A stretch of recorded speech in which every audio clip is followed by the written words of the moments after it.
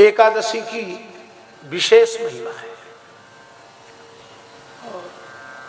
एकादशी व्रत करने वालों को नरक नहीं जाना पड़ता है, नरक की यातना से मुक्त हो जाते हैं, ऐसा पुराणों में लिखा है, और भगवान के धाम की प्राप्ति होती है। हमारे पूज्य गुरुदेव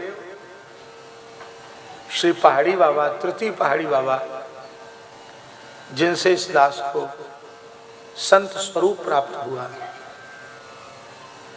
इस कलकत्ता महानगर में मूल पुरुष श्री स्वामी नरसिंहदास जी महाराज प्रथम पहाड़ी बाबा वे भी पधारे, जो 150 वर्ष की आयु तक विराजमान रहे, और कार्तिक पूर्णिमा को ही उनका जन्म हुआ, और कार्तिक पूर्णिमा को ही उन्होंने जीवित समाधि ली।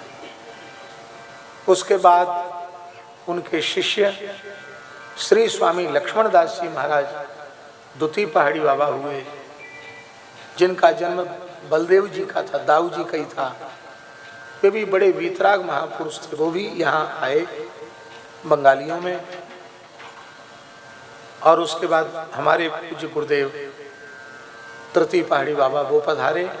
लगभग 62 वर्ष तक तो लगातार कलकत्ता आए,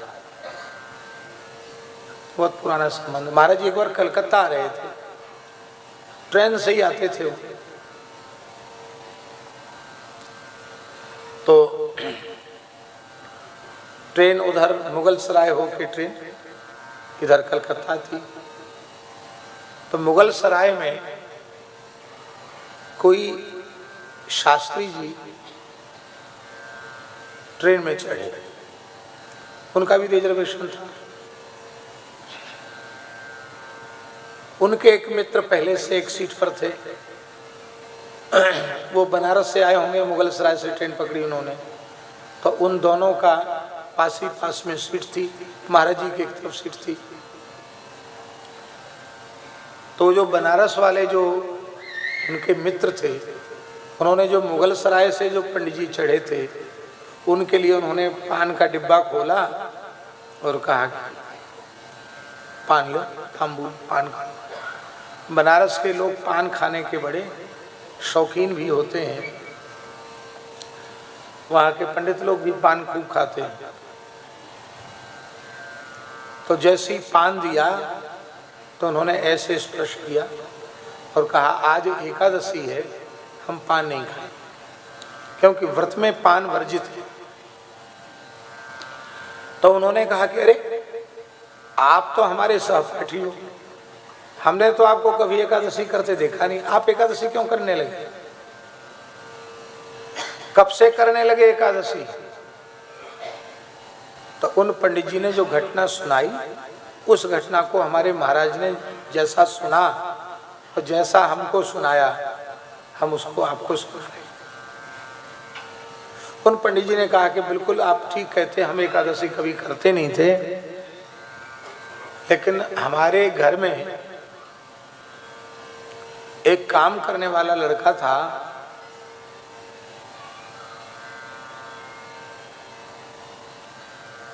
खेत का भी काम करता था, गाय वगैरह का काम भी करता था, घर का काम करता था। वो लड़का अकस्मात मर गया, और वो पंडित जी ज्योतिष के बड़े विद्वान थे, तो ज्योतिष का काम कुछ मिलापक कुछ कर रहे थे। उसी समय वो लड़का जो मर गया था, साल भर बाद वो लड़का सामने खड़ा दिखाई पड़ा।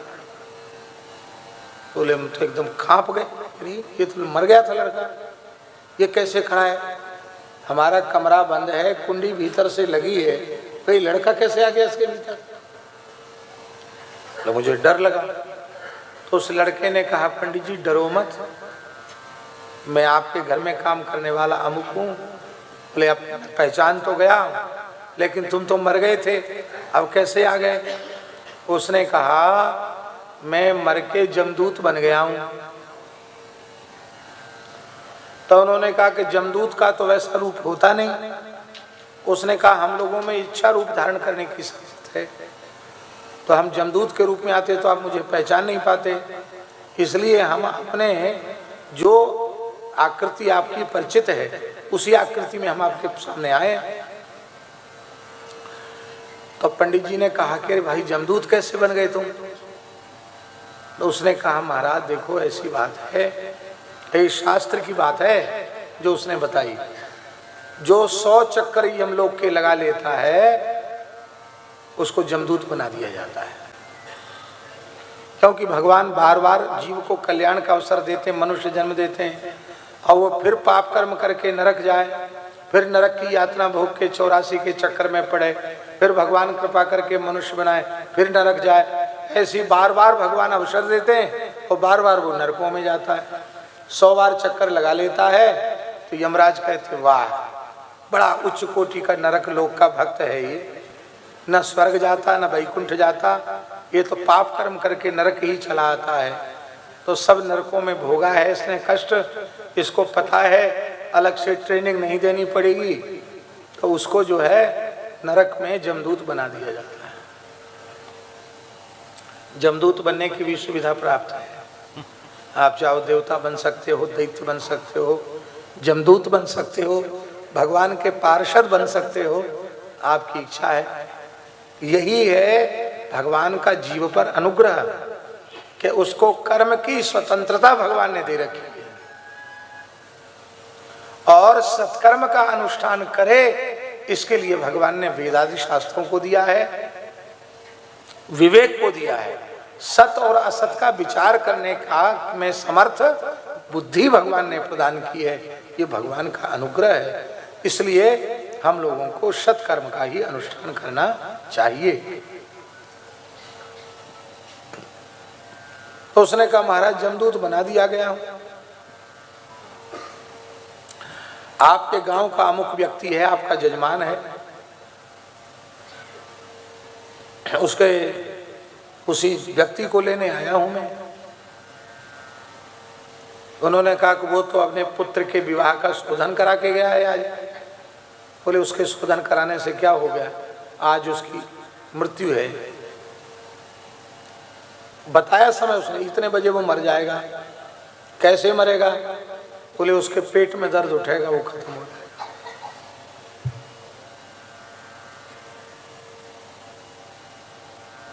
तो जाते जाते बोले अब हमारा समय हो रहा, हम जा रहे हैं। बोले नहीं नहीं देखो एक बात बताओ, नरक से बचने का कोई उपाय है?